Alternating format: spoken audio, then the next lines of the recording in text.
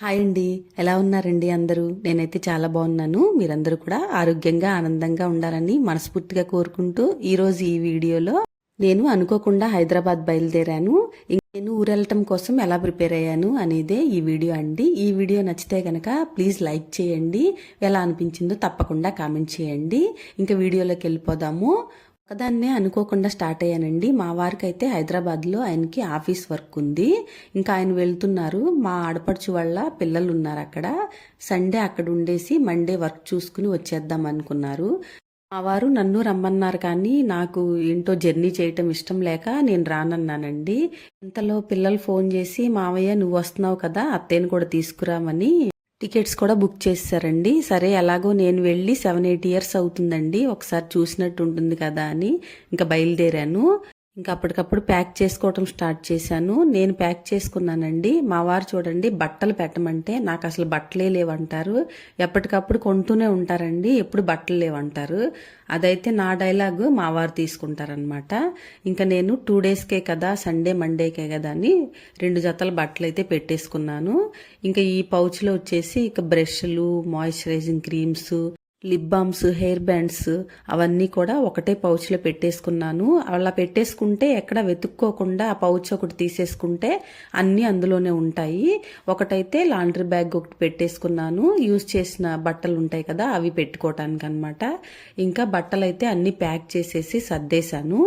ముందు రోజైతే TV repair వచ్చిందండి. వాళ్ళు వచ్చి టీవీ తీసుకెళ్లారనమాట. ఈ స్మార్ట్ టీవీస్తో వచ్చిన ఇబ్బంది ఇదేనండి. ఎన్నిసార్లు రిపేర్ వస్తాయో తెలీదు. మా వారు అదే అంటున్నారు, ఇది మాటి మాటికి రిపేర్ వస్తుంది, మార్చేసి ఇంకో టీవీ తీసుకుందాం చిన్నది అంటున్నారు. నేనేమంటున్నానంటే తక్కువలో అయిపోతే రిపేర్ చేయించేసుకుందాం, మళ్ళీ కొత్తది ఎందుకు అని అంటున్నాను. ఇంకా వాళ్ళు ఏమంటారో ఏది పోయిందంటారో చూడాలండి. అదైతే ఆన్ చేస్తే పిక్చర్ కానీ వాయిస్ కానీ ఏమీ రావట్లేదు. అందుకనే ఇంకా వచ్చి తీసుకెళ్లారు. నేనైతే ఇంకా ఈవినింగ్ అయిందండి. వంటగది అంతా కూడా అన్ని గిన్నెలు క్లీన్ చేసేసుకుని ఇదంతా క్లీన్ చేస్తున్నాను. లేకపోతే ఊరు నుంచి వచ్చేసరికి ఇంకా ఫుడ్ పార్టికల్స్ ఏమన్నా ఉన్నాయనుకోండి, బొద్దింకలు వచ్చేస్తాయి. దానికోసమనే స్టవ్ అంతా క్లీన్ చేసి పెట్టేసుకున్నాను. టికెట్స్ బుక్ చేశారు అనగానే ఇంకా దోశల కోసం పిండి అయితే నానబెట్టేసి, వెళ్లేది 2 డేస్కే కాబట్టి రుబ్బేసి ఫ్రిడ్జ్లో పెట్టేసి వెళ్ళామనుకోండి, వచ్చి రాగానే ఇంకా బ్రేక్ఫాస్ట్ కోసం వెతుక్కోకుండా ఈజీగా దోశలు వేసేసుకుని తినొచ్చు అని చెప్పేసి రుబ్బాను. ఇంకా వెళ్ళేటప్పుడు కూడా ఏమీ ప్రిపేర్ చేయకుండా ఇంకా దోశలే వేసుకుని తినేస్తున్నాం అనమాట. ఉదయం చేసిన పొట్లకాయ పాలు పోసిన కూర ఉందండి, అదే నంచేసుకుని మునగాకు కారపొడి ఉంటే అది వేసుకుని తింటున్నాము. ఇంకా మా వారికి ఇచ్చేసి నేను కూడా తినేశాను. బస్ టైం అయితే 11:30కి అండి. మేము త్వరగా తినేసి, ఇది మా చెల్లి వాళ్ళ ఇంటి దగ్గర అనమాట స్టాప్. అందుకోసమని మేము ముందే 9 కల్లా రెడీ అయిపోయి వాళ్ళ ఇంటికి వెళ్ళి కాసేపు కూర్చొని 11 కల్లా స్టార్ట్ అయ్యి బస్ ఎక్కుదామని చెప్పేసి ముందే బయలుదేరామన్నమాట. ఇంకా ఇద్దరం తినేసి ఆ గిన్నెలు కూడా క్లీన్ చేసేసి మొత్తం సర్ది పెట్టేశాను. ఇంకా బ్యాగ్ తీసుకుని ఇంకా రెడీ అయిపోయి స్టార్ట్ అయిపోతున్నాం అనమాట. లగేజ్ ప్యాక్ చేయటం వరకే నా పని అండి. ఎక్కడికి వెళ్ళినా ఇంకా లగేజ్ క్యారీ చేయటం మాత్రం మా వారి పని అనమాట. ఇంకా స్టార్ట్ అయిపోయాము. ఆల్మోస్ట్ 9 అయిపోయింది కదా.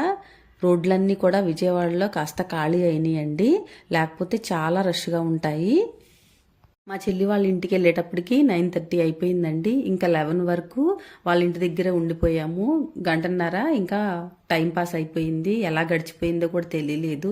ఇంకా అక్కడి నుంచి 11:30కి బస్ ఎక్కి పడుకున్నామండి. ఉదయం లేచి చూసేటప్పటికి ఇంకా హైదరాబాద్లో ఉన్నాము. ఏరియా అయితే నాకైతే ఏం ఐడియా లేదండి. ఎక్కడికి వచ్చాము ఏంటని చూస్తున్నాను అనమాట. షాపింగ్ కాంప్లెక్స్లు అయితే వరుసగా ఉన్నాయి. South India shopping mall, JC brothers అవన్నీ కూడా చాలా నీట్గా వరుసగా ఉన్నాయన్నమాట. అదే చూస్తున్నాను ఇది ఏంటి ఏరియా అని. అంతలోకి మా సురేష్ ఫోన్ చేశాడు, ఎక్కడున్నారు మావయ్య అని. ఇంకా లైవ్ లొకేషన్ షేర్ చేస్తే వచ్చి పికప్ చేసుకుని తీసుకెళ్లాడనమాట. హైదరాబాద్ అంటే ఎప్పుడు డెవలపింగ్ సిటీయే కదండి. ఇంతకుముందు నేను వచ్చినప్పుడు కంటే ఇప్పుడు చాలా ఏరియా స్ప్రెడ్ అయినట్లు అనిపించిందండి. పెద్ద పెద్ద కన్స్ట్రక్షన్స్, బిల్డింగ్స్ అన్నీ కూడా ఆకాశాన్ని తాకుతున్నాయా అన్నట్లున్నాయి. అక్కడ మెట్రోకి వెళ్ళటానికి స్టెప్స్ అది కూడా పెట్టినట్టున్నారు. ఈ స్టెప్స్ మీద నుంచి మెట్రోకి వెళ్ళాలంట మా వారు చెప్పారు నాకు.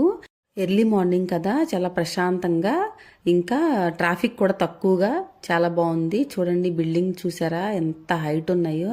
ఇంత ఎత్తు బిల్డింగ్లో లిఫ్ట్ ఆగిపోతే ఏంటి పరిస్థితి అని నాకు అప్పుడప్పుడు డౌట్ వస్తూ ఉంటుందండి. మీకు కూడా వస్తుందా? సరే అయితే ఇంకా ఇంటికైతే వచ్చేసాము. మేము ముందే వచ్చేసాము. ఇది మళ్ళీ నేను షూట్ చేస్తున్నాను అనమాట. వెళ్ళేటప్పుడు మర్చిపోయాను తీయటం, అందుకనే చెప్పేసి తర్వాత షూట్ చేస్తున్నాను. ఇంకా ఇది మా పెద్ద అల్లుడు సురేష్ వాళ్ళ ఇల్లు అనమాట. వాళ్ళ బాబు చూడండి, అమ్మమ్మ కొత్తగా జంగిల్ బుక్ వచ్చింది, మన ఇద్దరం చూద్దామా అని చెప్పేసి పెట్టాడు. నేనైతే అమ్మమ్మని ఎప్పుడూ అయిపోయానండి.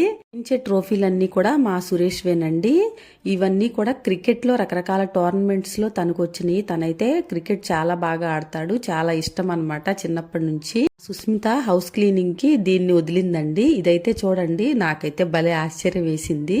ఏదన్నా అడ్డం వస్తే చాలు దాంట్లోంచి పక్కకు జరిగి మరీ క్లీనింగ్ మాత్రం ఆపట్లేదండి. ఎటు నుంచి అయినా సరే వెళ్ళి క్లీన్ చేస్తుంది. నాకైతే చాలా ఆశ్చర్యంగా అనిపించింది. మీరు కూడా చూస్తారని చెప్పి ఒక క్లిప్ యాడ్ చేస్తున్నాను. ఛార్జింగ్ అయిపోతే మాత్రం వెళ్ళి ఛార్జింగ్ పాయింట్లో కూర్చుంటుందండి. నా వాయిస్ అయితే కాస్త వాటర్ చేంజ్ వల్ల జలుబు చేసిందండి, ఏమీ అనుకోవద్దు. సండే కదా మేము వెళ్ళామని చెప్పేసి మా సుస్మిత మటన్ కర్రీ చేసింది, బగారా రైస్ చేసింది. సుస్మిత మా వదిన వాళ్ళ పెద్ద కోడలండి. ఇంకా హసీనానేమో పాయ తీసుకొచ్చింది, తను వాళ్ళ చిన్న కోడలన్నమాట. వాళ్ళైతే మాతో కూడా చాలా బాగా ఉంటారు. పిన్ని బాబాయ్ అని చెప్పి చాలా ఎఫెక్షనేట్గా మాట్లాడతారు. అలా ఉంటే ఎక్కడికి వెళ్ళినా మన ఇంట్లో లాగే ఉంటుంది కదా. హైదరాబాద్లో ఎన్ని రోజులు ఉన్నాము, ఎక్కడికి వెళ్ళామనేది నెక్స్ట్ వ్లాగ్లో షేర్ చేస్తాను. ఈరోజు అయితే ఇదేనండి వీడియో. మీకు నచ్చితే గనక తప్పకుండా లైక్ చేయండి, షేర్ చేయండి, మన ఛానల్కి సబ్స్క్రైబ్ చేసుకోండి. Thanks for watching.